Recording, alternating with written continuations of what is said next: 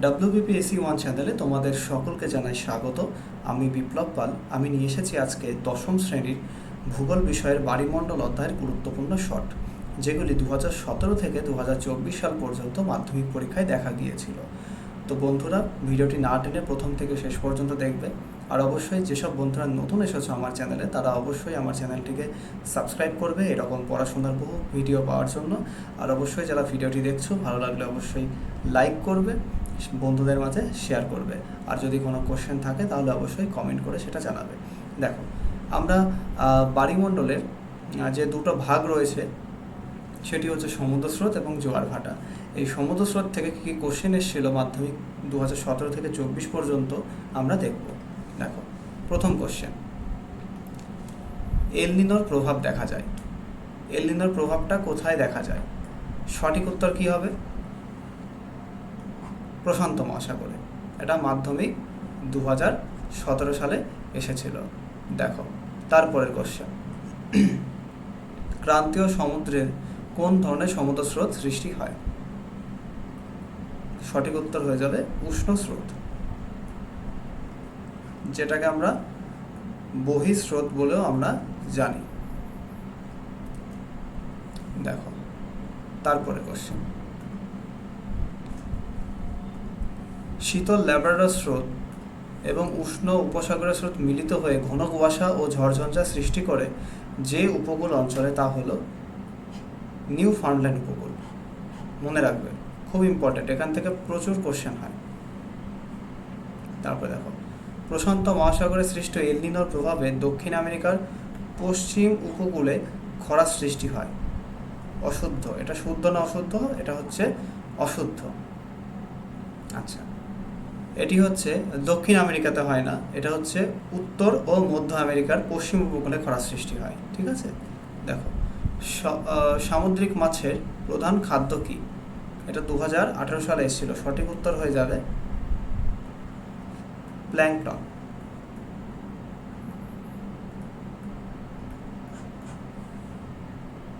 তাহলে সামুদ্রিক মাছের প্রধান খাদ্যটা কি হচ্ছে না? তোমার প্ল্যাঙ্কটন।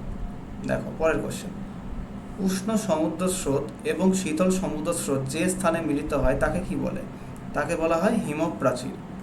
এটা হচ্ছে 2019-এ এসেছিল। কি হবে উত্তর? হিমপ্রাচীর। পরের কোশ্চেন, নিরক্ষীয় অঞ্চলে সমুদ্র জলের লবণতা সর্বাধিক থাকে। এটা শুদ্ধ না অশুদ্ধ? এটাও হবে অশুদ্ধ। সর্বাধিক কোথায় হয়? ক্রান্তীয় অঞ্চলে। ক্রান্তীয় অঞ্চলে। এর কন্ডিশনগুলো ভালো করে দেখবে, পরীক্ষায় এগুলো আসতে পারে। ড্যাশ স্রোতের প্রভাবে নিউ ফাউন্ডল্যান্ডে তুষারপাত হয়। দুটো স্রোত রয়েছে, একটা হচ্ছে উষ্ণ উপসাগরীয় স্রোত,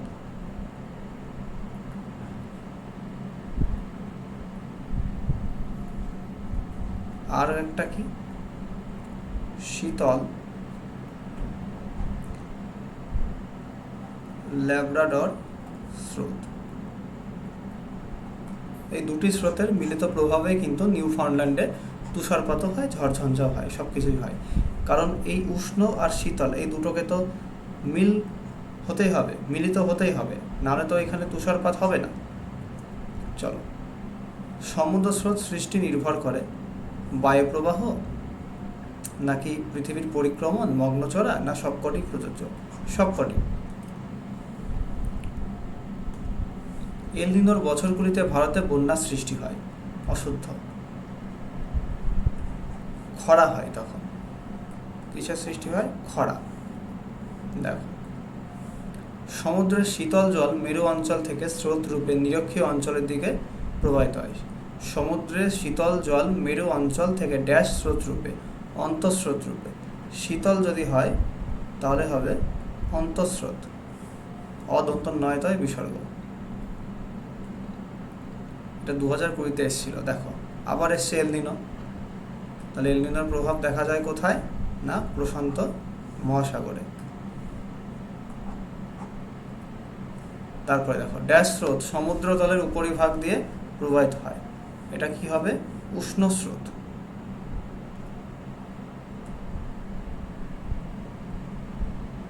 উষ্ণ স্রোত।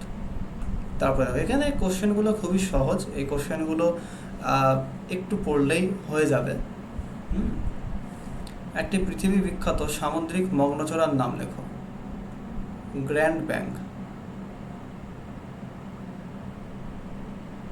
দাঁড়াও, মুছতে হবে, আজকে পেনটাতেও ডিস্টার্ব করছে একটু।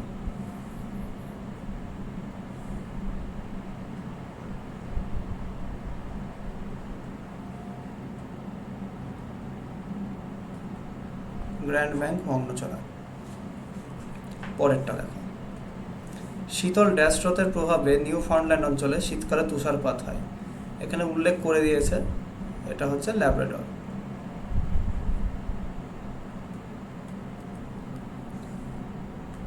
কোন মহাসাগরে ঋতু পরিবর্তনের ফলে সমুদ্র স্রোতের দিক পরিবর্তন হয়? সঠিক উত্তর হয়ে যাবে ভারত মহাসাগরে। তোমরা জানো ভারতে কিন্তু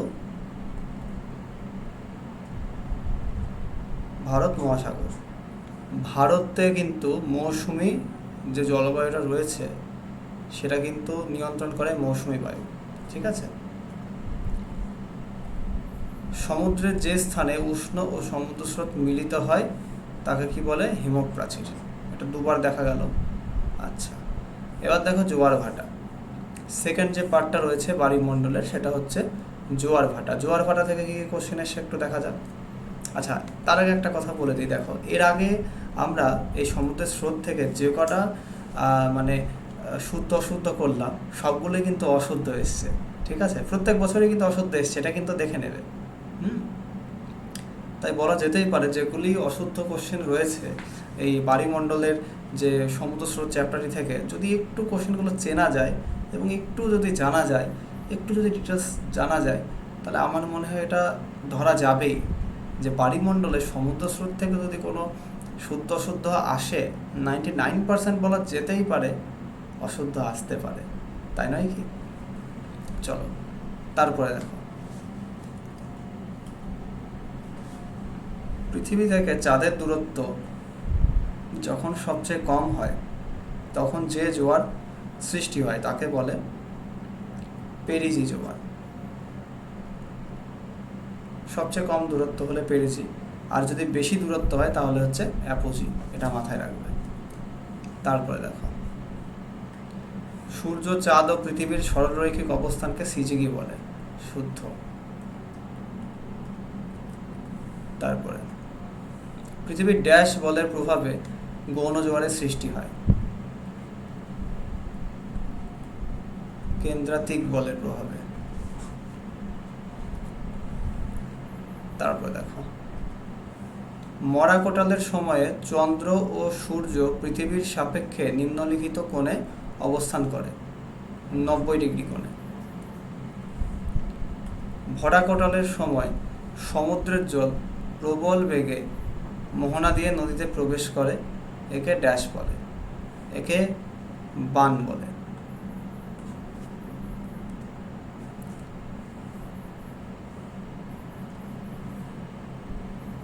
পৃথিবী ও চাঁদের মধ্যে দূরত্ব সর্বাধিক হলে তাকে বলে, পৃথিবী ও চাঁদের দূরত্বের মধ্যে দূরত্ব সর্বাধিক হলে তাকে কি বলে? তাকে হচ্ছে অ্যাপোজি বলে। মরা কোটাল কোন তিথিতে দেখা যায়? কৃষ্ণ ও শুক্লপক্ষের অষ্টমী তিথিতে। খুবই ইম্পর্টেন্ট প্রশ্ন। তারপরে দেখো, কোন স্থানে জোয়ার ও ভাটার প্রকৃত সময়ের ব্যবধান হচ্ছে 6 ঘন্টার বেশি? 2020-তে এসছে। সূর্য, চাঁদ এবং পৃথিবীর সরলরৈখিক অবস্থানকে সিজিকে বলে। এটা হচ্ছে শুদ্ধ হবে।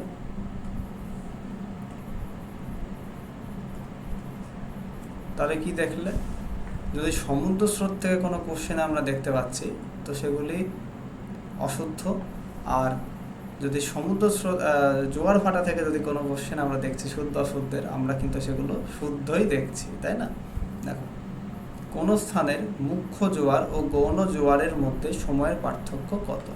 এটা হচ্ছে 12 ঘন্টা 26 মিনিট। সূর্য ও চন্দ্র যখন পৃথিবীর সাথে এক সমকোণে থাকে তখন তাকে বলে সিজিনি। না, এক সমকোণে না, 2 সমকোণে থাকতে হবে, মানে 180 ডিগ্রিতে থাকতে হবে, মানে এরকম পাশাপাশি অবস্থান করবে। সূর্য, চন্দ্র, পৃথিবী এরকম পাশাপাশি অবস্থান করবে, তখন সেটা কি হবে? সিজিনি। ঠিক আছে, দেখো তাহলে এটা সঠিক উত্তর কি হবে?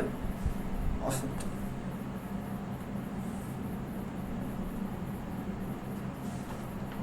তারপরে দেখো, ভূপৃষ্ঠের কোনো একটি স্থানের জোয়ারের সঙ্গে ভাটার সময়ের পার্থক্য কত?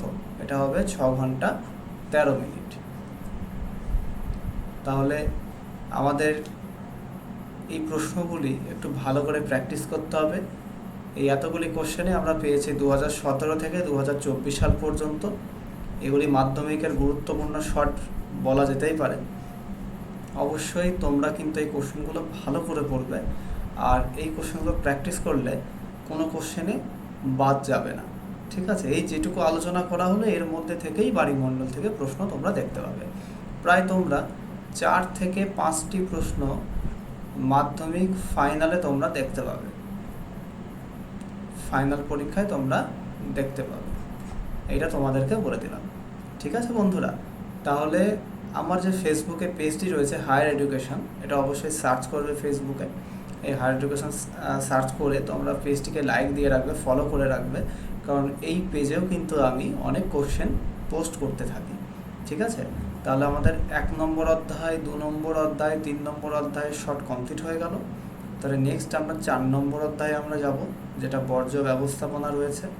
সেই অধ্যায়টা কমপ্লিট করার পরে আমরা তোমার হচ্ছে কোন অধ্যায় যাব? ভারত বলে যে অধ্যায়টা রয়েছে সেই অধ্যায়টাতে আমরা যাব। ঠিক আছে, তো বন্ধুরা ভিডিওটি খুব বেশি বড় করলাম না, আর তোমরা অবশ্যই ভালো করে পড়াশোনা করো, হ্যাঁ, আর অবশ্যই আমার চ্যানেলটিকে সাবস্ক্রাইব করে রাখো, এবং যে ভিডিওগুলি তোমাদের রয়েছে প্রত্যেকটি ক্লাসে, সেই ভিডিওগুলি তোমরা বারংবার দেখতে থাকো, তাহলে কিন্তু তোমাদের প্র্যাকটিস হয়ে যাবে। ঠিক আছে।